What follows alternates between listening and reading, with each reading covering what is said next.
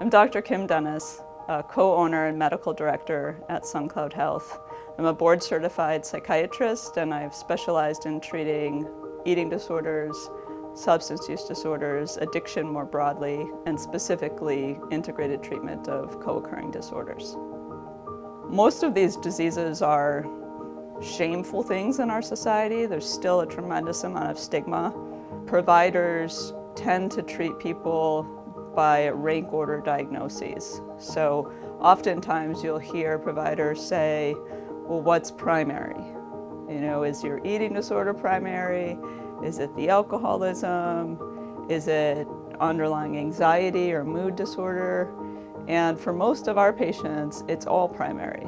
Integrated co-occurring treatment yields better long-term outcomes, and in the end will save money on healthcare spend. Not only mental health care spend, but these are illnesses that impact deeply people's capacity to take care of medical illnesses. And these are also illnesses which cause medical illnesses. It's all connected. And so we're looking at not only integrating the different mental health components, but also integrating the physical health.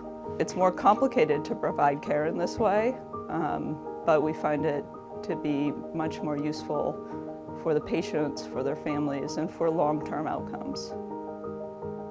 So one of the most rewarding things for me is to see somebody who's come in a year ago to our PHP and stepped down to intensive outpatient and now has been in long-term outpatient care, and their life is turned around. They're going back to, like physicians, going back to work, being good parents, being awake for their lives, for their spouses, for their kids. And a lot of this stuff happens here in the context of a group, so we're building the recovery community here. We encourage our patients to rely on support of their peers. These are diseases of isolation and spiritual diseases, spirituality in the sense of being connected.